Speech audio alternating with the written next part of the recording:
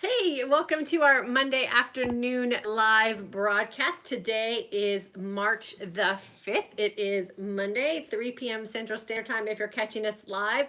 If you are catching us on the rebroadcast, welcome as well. I always appreciate you guys jumping on when we post these videos to either Facebook or YouTube. I appreciate you whether you're coming in live or on the rebroadcast. Today we are going to be talking about a subject that is very personal to me and that really fires me up, and I'm hoping it will do the same for you guys. And it is a question that I had never really heard before until I started reading a new book, and it is are you living your life wholeheartedly? And I'm going to share with you how fasting has really helped me live my life in a wholehearted way. And hopefully, if you are fasting, if you've experienced these changes with yourself, you can share those with us here. Or if you're interested in fasting, pay close attention, because fasting has been that thing that has really done a lot for us women outside and well beyond just living your part of your day without food and putting yourself into a fasted state. So it's a very deep and personal experience that a lot of women here are experiencing. So hopefully we'll get some testimonials here today, and I'm going to share with you my story. Again, if you're new, welcome. If you haven't hit that subscribe button on YouTube yet, please take a second to do so. And if you're joining us new on Facebook, please hit that like button so that you guys will be notified when we go live or upload new content. And then I just like to always introduce myself, especially after a weekend, because I know we get a lot of new subscribers over the weekend. So my name is Diane, and for pretty much half of my life now, I have been helping women find nutritional plans and fitness programs to help them look and feel their best and live their most authentic life.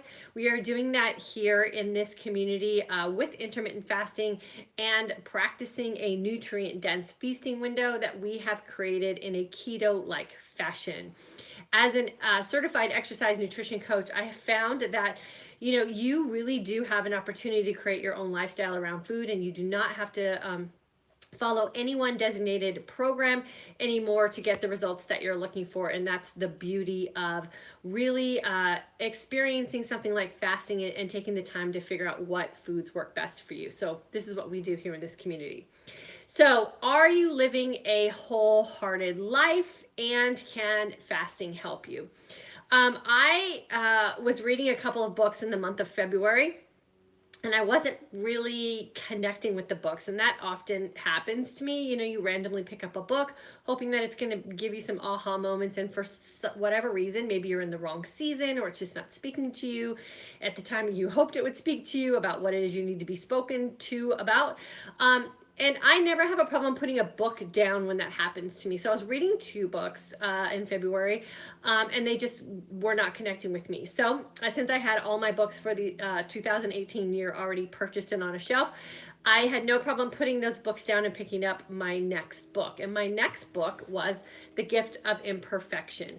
And I started reading this book when I went to San Diego over this last weekend, when I had to go out of town for a family funeral. And this book is my jam. I have heard so many great things about Brene Brown, and had never read any of her books before, and just dove into this, and it just spoke so loud and clear to me. And I started really putting some pieces of my own personal journey puzzle together, and realized that the past couple of years and all the transformations that I have gone through, not only health-wise, but spiritually and emotionally and mentally and relationship-wise, are all pretty much described in this book here. And I realized that it was the journey that I was on over the last couple of years, and what I was able to do with my own intermittent fasting and feasting experiences that have really helped me put some things together for myself. And I feel now, as a healed woman, that I am living my life wholeheartedly. And so what does wholehearted living mean? And if you guys don't mind, I always bring notes when I'm talking about stuff like this that's super specific, so that I stay on course. So I'm going to look down occasionally at my notes here. And so wholehearted living, and again, I'm referencing some stuff out of this book here, The Gifts of Imperfection, as well as a TED Talk from Brene Brown and Kara. Will link both of those, the book and the TED Talk, in the comment section so you guys can go do some further research for yourself. But living a wholehearted life means that you're living with courage, compassion, and connection. And Brene really defines these three things very simply and very clearly. And she defined courage as telling the story of who you are with your whole heart. And having the courage to be imperfect. And I know for myself personally, as a perfectionist, it has always been really hard for me to accept being less than perfect. And a lot of that goes back to my own personal journey with health and fitness, and always striving to have the perfect physique, and always having the perfect workout, and always really trying to live in that mold of what the stereotypical fitness person or fitness coach is supposed to look like. And yes, I have been a Beachbody coach for a while, and falling into even that stereotype of a Beachbody was one of those things that really kind of kept me trapped.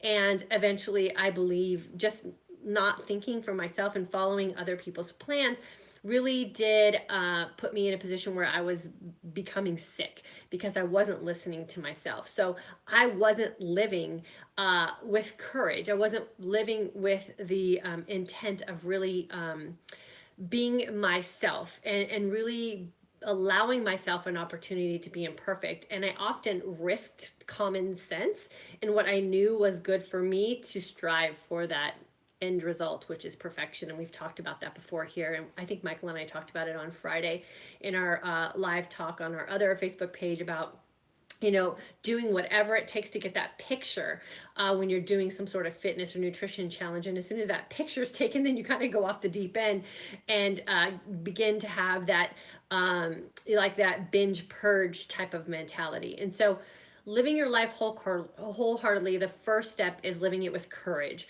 and that is having the ability or the desire or the vulnerability to tell your story just as you are, imperfections and all. And then the second part is compassion, and that's learning to be kind to yourself. And I know it's really easy to offer kindness to others, and we often forget or don't have the skill set or experience to be kind to ourselves. And we do that a lot, even just with words. Like, it's super easy to tell someone that they look great, or you know that they did a great job at work, or that they did a great job at home. But when it comes to ourselves, we often find it difficult to use those same words with us. And so, if we don't have compassion for ourselves, and we can't speak kindly of ourselves to ourselves, then we really don't have the authentic or trueness to be compassionate or have compassion for others. It's sort of like we're living it fakely, because we really have to be able to do it for ourselves first, because before we can genuinely be compassionate of others. And then the third kind of step or skill set, I think is even a better way to describe it, that we need to really have in order to live our life wholeheartedly, is connection. And connection happens when we let go of who we think that we're supposed to be in order to be who we really are. And I think that connection part was my biggest release and kind of aha moment when I was going through the last couple of years of struggle, when I was really alone and really vulnerable and really empty. And I talk a lot about that in this community as well, about being comfortable in this state of emptiness and being comfortable in this state of hungry. And that's a really vulnerable position to be in, because we are not conditioned to be empty, or we're not conditioned to be hungry. And being empty is a really negative thing.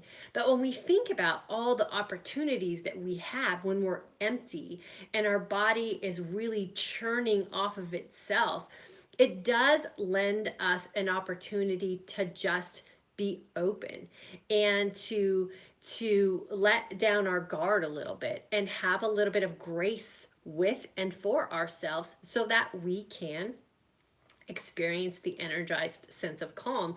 And it's in that energized sense of calm where we really do have the opportunity to check in with ourselves. And we don't allow ourselves the time or the vulnerability or the opportunities to just check in with ourselves. We're so busy, we're so numb, we're so checked out, we're so worried about everybody else, we're trying to be perfect that we don't allow ourselves to just be empty. And we think of being empty as such a negative thing. And I'm going to reference when I get done with this here, I'm going to close it out with why it is we should never be afraid to feel empty or alone, and why we always are covered there and we have someone that has our back. But we want to make sure that that connection and letting ourselves really be who we are supposed to be authentically. And that is a phrase I use here a lot, that we really need to make decisions on a daily basis, probably on an hourly basis, that are going to satisfy this statement. Will this thing or this action or this activity or this thought lead me to looking and feeling my best and living my most authentic life? And that authenticity part, when you can really be authentic in everything that you're doing, is when you can be open to making connections with others, because that's when you're living your you life and you're not living someone else's interpretation of what you should thinking about you, that you're going to do things or say things or make decisions about things based on what they think about you, and you don't take into consideration what you think about you.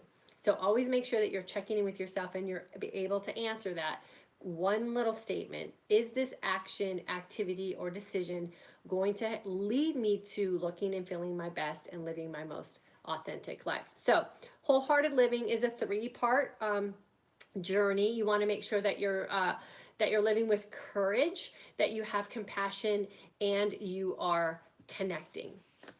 And all of this does sort of open up what we are really fearful of, and that's being vulnerable. And vulnerability is that sort of that feeling that we're sort of hanging out on a ledge, like we're raw, we're open, we're exposed. And vulnerability is, again, one of those things that we are not conditioned to live by or feel that it's an acceptable part of our life.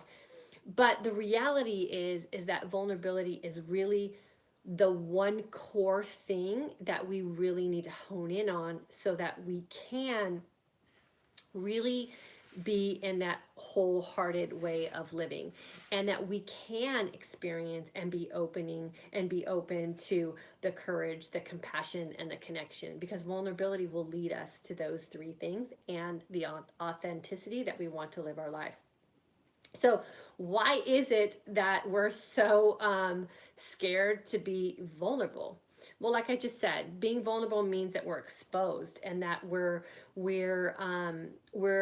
open for an opportunity for someone to take advantage of us, or someone to hurt our feelings, or someone to stomp on our pride or our ego. But I want to turn it around a little bit here and talk about how vulnerability can be a positive thing for us, and what are some things that we should be willing to do in order to live in this state of vulnerability where we can actually create some growth and get ourselves to that next step of living a wholehearted life. So, vulnerability is the willingness to do what others aren't doing. So, not running with the pack, not being part of the in crowd all the time, being okay and comfortable with just being on the outside, because the outside is really where you're going to thrive and where you're going to personally create some change for yourself. So, willingness to do what others aren't doing. Vulnerability is also the willingness to do things that take you out of your comfort zone. So, not going with that norm.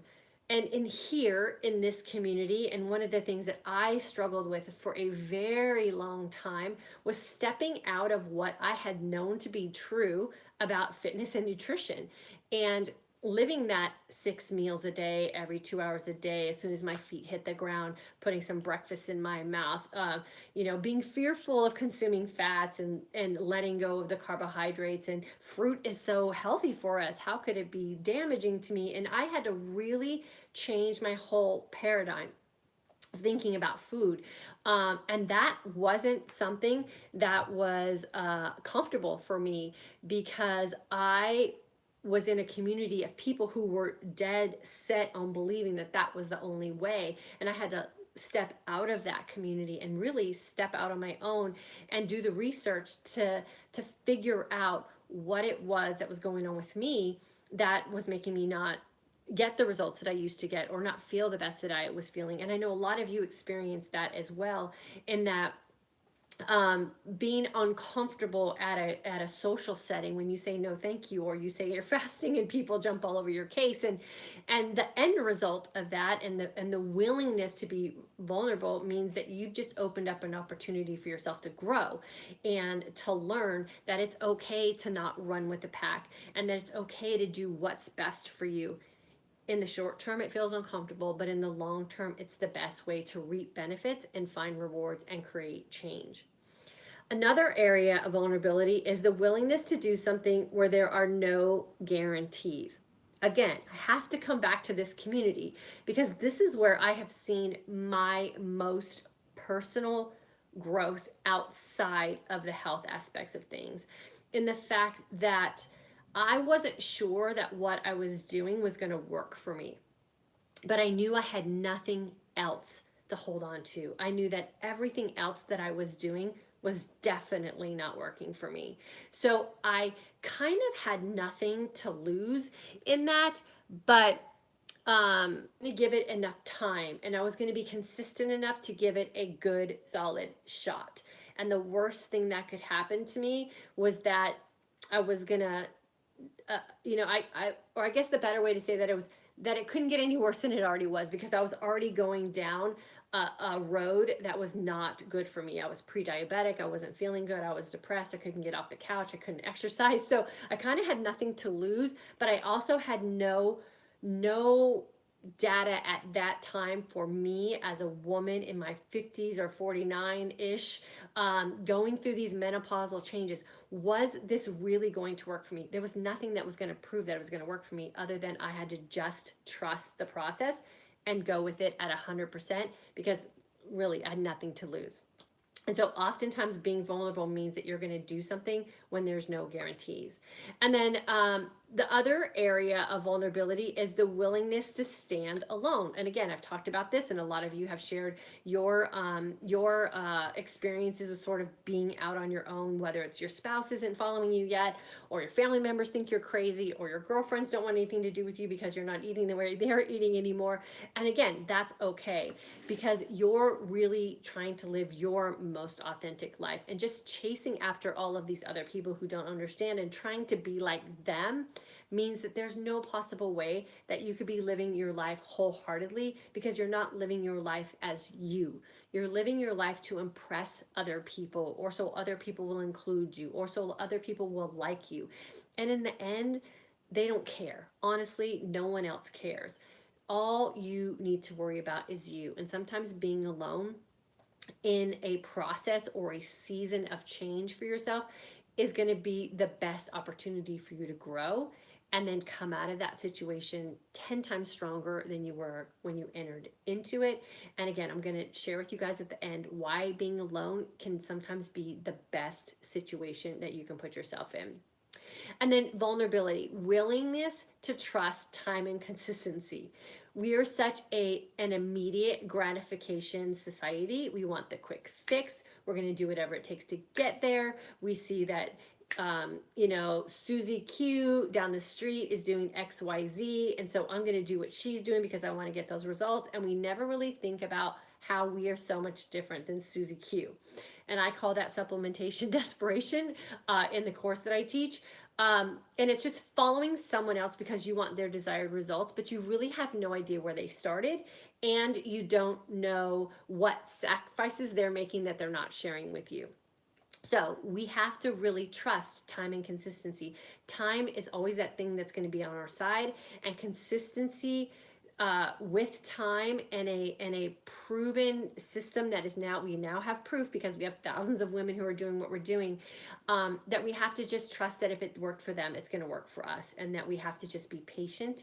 And I always say, just relax and take a deep breath and just know that you're doing something good for yourself. So vulnerability is also the willingness to trust time and consistency. And then the willingness to find peace of mind in a state of emptiness and hunger. And I referred to that a little while ago. Being empty should never be a negative thing. Emptiness is really an opportunity to let new things in. So you're letting go of a lot of old baggage that might be slowing you down or closing you off to something new. And we should really rethink what emptiness can do for us. And for me, the last 2 years, being in a state of emptiness for a majority of my day really did open up an opportunity for me to reevaluate some things in my life and be vulnerable with some things and be open and be compassionate and really be able to make some connections that I probably wouldn't have been able to do had I not cleaned some things out and opened up some space. And that happens through the process of feeling comfortable in that state of emptiness. So, why is it that vulnerability is so scary to us? Again, because we are vulnerable and that we're putting ourselves sort of out on a ledge, and we're opening ourselves up to what we're used to having be negativity come in. But if we just think about and rethink or retrain our brain to look at vulnerability in a different way, what we can realize is that it really can open our world up to a lot of really new and amazing things, and it's going to be okay. It shouldn't be a bad thing. So, for those of us who don't handle vulnerability well, what are some of the things that we do to ease it or to kind of offset it? So, if you don't feel like you're healed yet, some of these things might sound very familiar to you, and you might it might sort of trigger something for you. But oftentimes, when we're not comfortable with being vulnerable, or we're put in a situation of stress or uneasiness, or we're put in a place where we have created a little bit of self-doubt, maybe, or rejection, oftentimes we can numb that vulnerability with things like food, alcohol, antidepressants, oftentimes prescription type pain remedies or over the counter pain remedies, self doubt, negative self talk, and then we can eventually become mentally and emotionally checked out and shut off from our world. And when we're emotionally and mentally checked out, that's when everything's turned off, and we stop listening to those signs and signals that our body is sending to us. And our bodies are in constant communication with us. And if we're emotionally numb and we're mentally numb, then we're not privy to hear those signs and signals. And when we're not listening to those signs and signals, it's often the time where we find ourselves becoming very sick. And for some of us, sick to the point where we can't turn back. And so we want to make sure that we are really understanding what vulnerability means, and that we are changing the way we think about it and becoming comfortable in this state of emptiness. And this is where intermittent fasting and fasting in general has really helped me. And I know it's helped a lot of you in this community who are checking in with us and going through our course, because we allow ourselves the opportunity to be supported and connected, and we know that we're not alone. And so that vulnerability and that emptiness really does not seem scary because you're with people who are like you. And so all of those things about courage and connection all go away because you're now with like-minded people, and you don't have to step out on your own because you have this community that you can come back to. And this is where me having the courage to share my story publicly with all of you really did help me start to live my life wholeheartedly, because I realized that vulnerability wasn't that thing that was scary. I realized that vulnerability was an opportunity for me to help someone else. And my vulnerability, and the things that I was being imperfect with in my life were really an opportunity to help someone else realize that it's okay and that there is someone else out there like them. And so this whole process over the last couple of years, and why I think I've connected with this book so much, is because I've realized that vulnerability is one of the most positive things that I've experienced in my life. And I didn't grow up that way. I didn't have the kind of childhood or relationships as a young woman where vulnerability was a good thing. It really was one of those things that was very negative, and I felt firsthand a lot of the pain of that.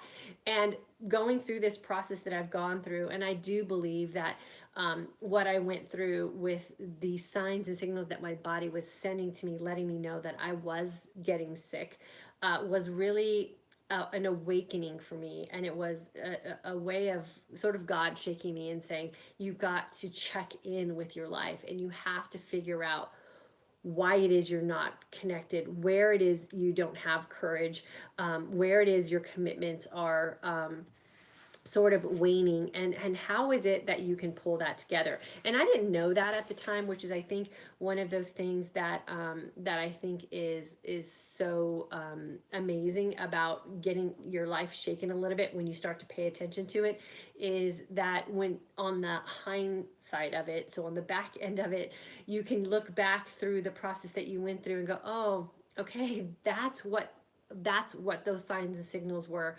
And that's why we really have to be careful about numbing them away, because had I been numbing them away, I wouldn't have been able to connect the dots and realize that it was really an opportunity for me to really create some change. And I thought I was just going to get rid of my diabetes, and I never realized that I was going to open up my whole world and really experience everything that life has to offer. And I think I'm certain that this is the first time in 51 years that I've lived my life wholeheartedly. And I don't think that I would have been in this position had I not gone through what I went through a couple of years ago. So, wholehearted living is a process of living with courage, compassion, and connection. And in order to get to those three things, we really have to be able to put ourselves in a position of being vulnerable, because vulnerability is where we grow. And it is really where we can take advantage of being sensitive to and awakened to intimacy and compassion and caring, and really being able to tap into ourselves and the relationship we have with us first, so then we can pay that forward and do the same with other relationships that we have. So, as a society and as women and as a perfectionist, we want everything to be perfect, and we want everything to be laid out for us in black and white. We don't want to have to think about anything. We want a step by step plan. I just tell me what I'm supposed to do. I don't want to have to think about anything. And I want the end result that everyone else is getting. And this is exactly what I went through when I failed with my fasting and my feasting for a good year, because there was no one who could give me a black and white plan. Eat this, do this at this time, don't ask any questions, just do what I say, and you will be healed. And that's not a reality. The reality is, as women, we have to learn how to think for ourselves. We have to learn how to connect with what we're doing and how we're feeling. And the feeling part of it is the very, very difficult, vulnerable part for us women. We're not supposed to feel things. We're supposed to just get things done. And we're not supposed to think about anything, especially if it involves us and our bodies. And so, I think that's the part that was the biggest gift for me, is that there was no one around in my age group going through what I was going through as a woman, telling me exactly what I needed to do. I had to figure it out on my own. And this is exactly why in this community, I won't tell you what to do. I won't give you a black and white plan. I won't give you a food list. I won't tell you what foods are good and bad, because I don't know. You have to turn on your feelings. You have to turn on your brain. You have to connect with yourself. You have to be vulnerable, and you have to give yourself an opportunity through time and consistency to figure that out for yourself. not only will you have an opportunity to heal your body from whatever it is that's ailing you, but you'll also have an opportunity to really heal deep down in your soul what has been troubling you, or what has been holding you hostage, and what has been keeping you in the negative state of vulnerability and not allowing you to go into the positive state of vulnerability and really reaping those benefits. So, what do we want as a society, and especially as women? We just want to be seen, and we want to be heard, and we want to be seen and heard authentically. We want to be seen and heard for who and what we are and what we stand for. And that will never happen if you're not living your life wholeheartedly and you're not really practicing those 3 C's to make sure that you can be awakened to what it is that you need to do. So, being good with others' vulnerabilities is not a sign or indication that you are truly being vulnerable yourself. Oftentimes it's easy to be a really good caretaker of others and not such a great caretaker of ourselves. So if you're really good at being the shoulder that someone leans on, or the ear that someone needs for listening, or you are the person that's always there to save everyone else, I really, really, really encourage you to take a step back and think about, or ask yourself the question, what are you doing for yourself? What are you doing that's going to check you in with your own vulnerabilities? And are you turning those negatives into a positive so that you can open yourself up to living your life wholeheartedly? And being vulnerable is really in my opinion, now, like I said, now that I've gone through it and I've been able to look back at my own process, I'm proud of the vulnerabilities that I have, and I'm going to strengthen them.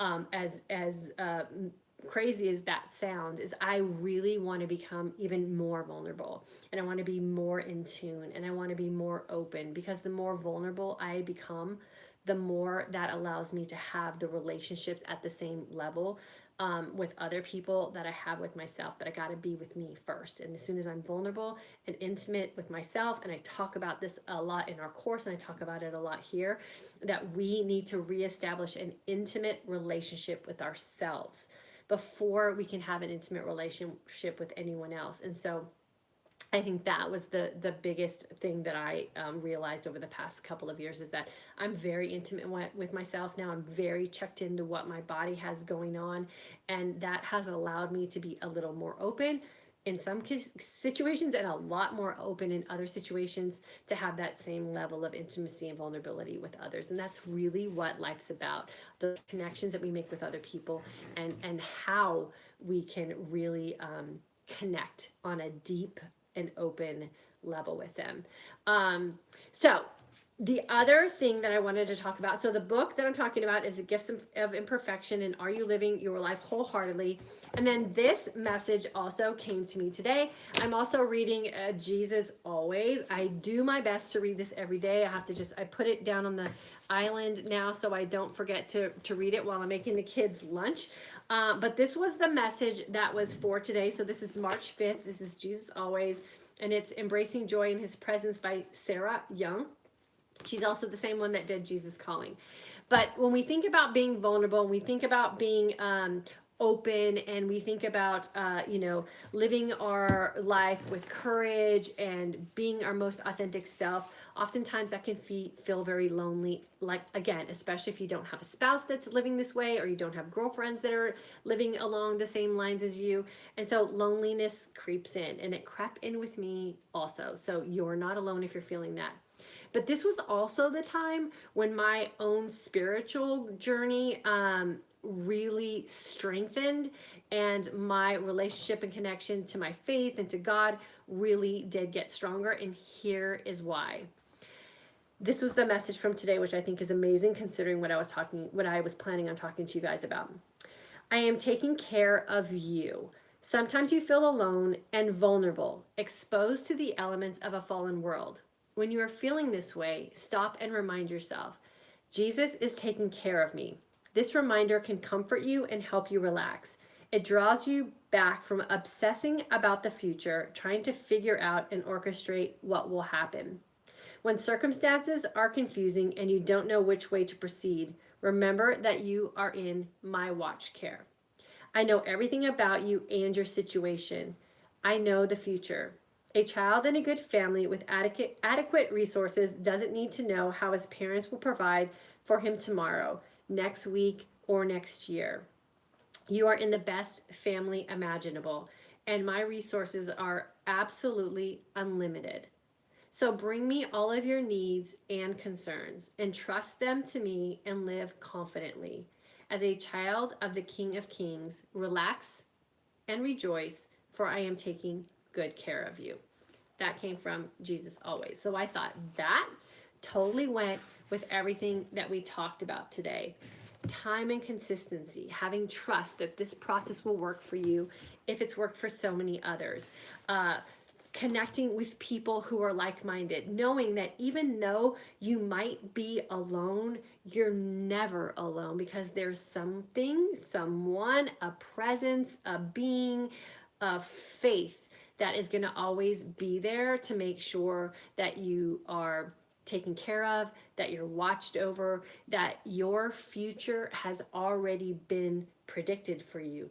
Are you going to exercise the trust in time and consistency that's going to allow you the opportunity to get to that future?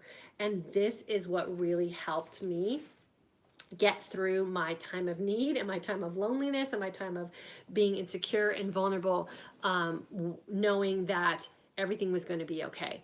And so make sure that you are connected there as well. If you're spiritually connected, or you need to maybe recheck into it. I know for me, I had to recheck into my faith when I was going through all of this, because it was really, I was alone. And when I connected that and reminded myself of the fact that I'm never alone, it really did help. So hopefully that helps you guys as well. So living your life wholeheartedly, it's a great way to live. I can tell you that I feel so much happier. I feel so much more blessed. The blessings have come back to us and my family, and I try to pay them forward as often as I can. So hopefully you guys are experiencing that as well. So let me see who's here. I'm going to jump onto Facebook first, and then I will go over to YouTube. Cindy, welcome. Rita, hello. Good that you're having a day off on a Monday. Cindy, what is the name of the book you were reading? So hopefully you've got that, but it is The Gifts of Imperfection. It is by Brene Brown. Deb, hi from Minnesota, where we have a snow day. Oh my gosh, Michael and I were sitting out in the sun today. I teach, so I can never see live broadcasts. Happy to be here. Oh, so you have a snow day. Literally, you're home from teaching. That's awesome. You're going to have a snow day. Sharon from Elk Grove, love having you with us. Jenny, Michael did a great job Friday by himself. Love his 5 points. Yeah, he did a really good job. He's good. He's good on camera. Let's see, Leanne from Georgia, holiday mini course. Cindy, hello from North Dakota, January grad watching while we have a snowstorm. Oh my gosh, you guys, North Dakota, I'm so sorry. Jillian, I've been fasting 14 to 21 hours every day, and in the fast I feel great, but when I break the fast I feel really tired. I'm varied the food I eat to break the fast, but I feel so sleepy when I break my fast. Any tips? I would have to have you email me what it is you're using, what it is you put in your break fast. And then I can look it over and give you some hints that way. Kim from Carlsbad, welcome. Lorianne, hi there. So happy to join you all today. It's a life changer to soul search and live raw and authentic with first ourselves and then with others. If we don't, then it seems we're always chasing falsities. I agree 100%. Great way to put that. Lynn, sorry for being late. I joined the upcoming group very early this morning after waking up at 4 a.m. I decided that that's enough. Good for you, girlfriend. I'm looking forward to something new and innovative and making some changes to help me with chronic sleep deprivation. Oh, and add menopause to the mix. I'm willing to do the work. Awesome, Lynn. And I can tell you, if you guys follow me on Instagram, I share there every day my sleep tracker from my Apple Watch, and I am getting some of the most amazing sleep. And so I turned Michael onto it, and he's been tracking his sleep also, and his sleep has been improving too. So again, with people with sleep problems, and Lynn, we're going to give you very specific things to do in the course, but you don't really understand what your sleep problems are until you start to track them and can go from a good day to a bad day type of thing. So if you have a Fitbit or anything that monitors your sleep, I highly recommend that you start monitoring that that so you can see where you're going to progress into and what's working for you and what's not. But we'll do that through the course and through some of the things we do in our fasting journal and guide as well. Janet, welcome. Diane, love having you here. Gail, hello. Diane again, a different Diane, hello. Cindy bought it right away. Awesome. Okay, yeah, and if you guys on Facebook, if you put email me in the comment section, then you're going to get added to our email list, and we have some really good recipes coming up. I made chicken tortilla soup last night. That was to die for. I made it in our Instant Pot, and that will be a recipe coming out in a couple weeks, so you want to make sure you're on our email list. And then we got Jennifer from sunny Florida. Welcome. Okay. And then while I'm reading through the YouTube comments and answering questions, and welcome everyone, wanting to let you guys know that this shirt right here, the Fast Long Feast Well 3/4 length sleeve super soft shirt, we're giving that away as a free giveaway today during this live broadcast. Here's what you have to do to win this shirt. If you are not a current or new member up until this point of our course, if you register for the March 10th course while we're live, so sometime between now and when we end this live, we will send you this shirt as a free gift. So all you have to do is register for the course. The link is provided in both of the comments sections, so you can go there, click on it, get registered. Kara will monitor who gets registered between now and when we end, and then we will send this shirt to you. We have it in a small, medium, large, and extra large, and this one is a small. I can wear a small all the way through, an extra large just depends on how I want the fit to go. But these are really great shirts, and it will help you during your intermittent fasting course with the awesome slogan that we have, Fast Long Feast Well. Okay, so let's see who we have over here on YouTube. Let's see, Kim from North Carolina, welcome. Just Jean, hello girlfriend. Renee, happy Monday, nice shirt. I have that same one and I love it. Yeah, it is the best. It is so comfy and soft. Eleni, hello from Seattle. Let's see. Cheryl from snowy, oh my gosh, you guys, it's snowing everywhere, from Canada. Goodness sakes. Life, I've been doing 1 meal a day fasting after car accident to heal my pain.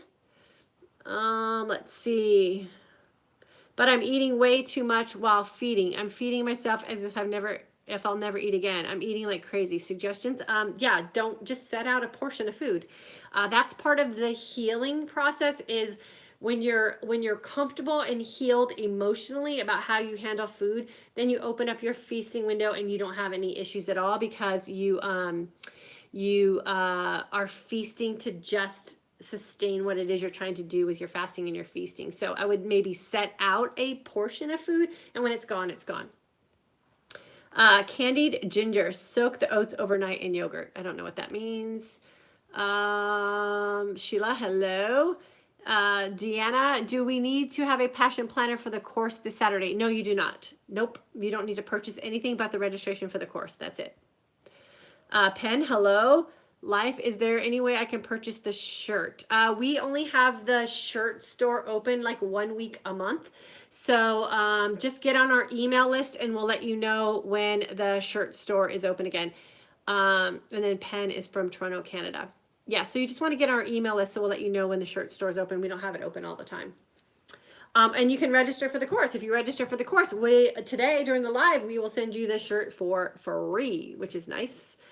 Let's see who else. Kelly, turned my husband onto fasting, so we've been doing daily 20 to 24 hour fast, but looking to extend that soon. Kelly, why would you extend that past 24 hours? Just out of curiosity. And then I think I read all the other comments. Patricia, thanks for jumping on from Illinois. Is it snowing there too? Seems like everywhere is snowing. Okay, no more comments. You missed my second question. What's your second question, Life? I got can you purchase the shirt? I got that one. Let's see, I'll scroll back through. One more question, if I may. I'm eating a lot of raw vegetables and oats, and my stomach is always bloated. Any suggestions to prevent the gassy stomach? Stay away from gassy vegetables. Broccoli's gassy. Cauliflower can be gassy, so stick with vegetables that aren't as gassy. Brussels sprouts are super gassy, so if you're doing Brussels sprouts, that could be it. And then maybe it's the oats. I don't know if you're gluten intolerant, maybe, and you're not doing gluten-free oats, or you're putting something on your oats that are causing you to have a gassiness. That could be it as well. And then oftentimes, if you're putting lots of fiber into your body all at once kind of thing, and if you're eating an abundance of them in your feast, like you say, if you're not in control of how you're consuming food during your feast, that could also be part of why it is that you're feeling gassy. So you have to really make a list of what you're eating and then narrow it down, start to eliminate some things. So the book we referenced today is called The Gifts of Imperfection. It is a great way. Hold on a second. Jennifer, I'm trying to register but having trouble, says it needs my postal code. Yeah, just type in your postal code. We take people from all over the world, so it shouldn't be a problem where you're trying to register from. And then if we have to, reach out to Kara. Maybe she can help you. 2 lilacs. If you get up in the morning, test your blood sugar, and it's really low, should you feel fasting or eat? Sometimes when I test, I am so hungry. Keep fasting, I mean. If you get up in the morning, test your blood sugar, and it's really low, should you keep fasting? I don't know. I don't know what really low is for you. So there's a lot of variables in there. I don't know, so I don't really want to answer that question. And I would, I guess, want to know why it is you're testing your blood sugar and how long you've been fasting and feasting. Are you fat adaptive yet? Are you not fat adaptive yet? All of those can be variables that could make your blood sugar really low. So you want to make sure that you know all of those things before you jump to any conclusions on that. Jennifer, did you just email us? I think that might have been you. Kara, if you can check our email, I think she's trying to register for the course, so we want to make sure we get her so that she can register and win the shirt.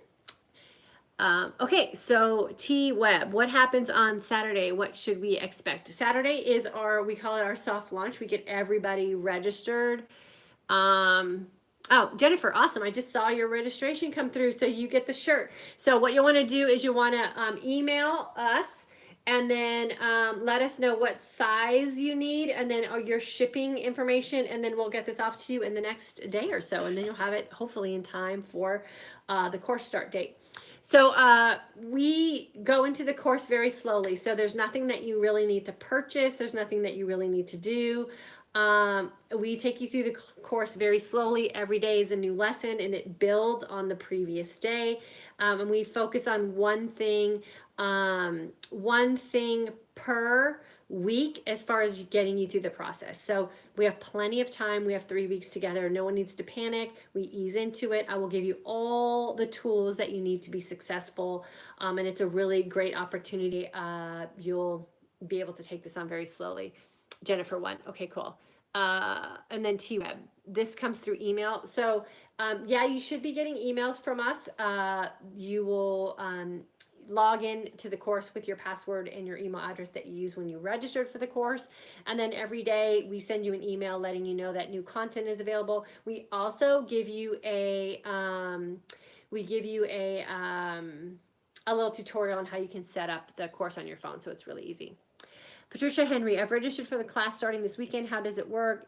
Is there a specific time to watch? And if I can't watch at the time, no, nothing's live, so don't worry about that. It's all based on, it's in a website format. So don't worry, you guys, we have you covered. We've done this for, I think, 13 or 14 months now.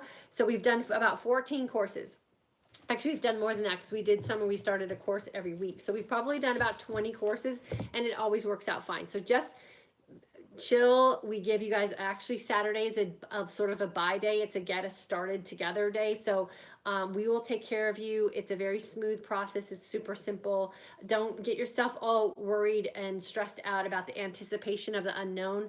It's super simple, and we will get you all started. And then Kara is she's my amazing assistant, and she is the behind the scenes, make sure that you guys all get loved on and taken care of, and she will make sure that all your questions are answered. So trust me, you guys are in great hands. It's going to be great leading up to Saturday. So congratulations to Jennifer, who I think it was Jennifer, right? Who won the shirt. We will do a shirt giveaway periodically throughout this week. I'm not going to tell you what day it is because I want you guys to show up regardless. But we will do it a couple more times before the course starts on Saturday. So thanks so much for jumping on with me. I highly recommend that you go check out Brene Brown. She is amazing. I feel like she's talking to all of us personally. Really good food for thought as far as how it is we want to live our life and how we can get the most out of living our life. So hopefully she resonates with you as well.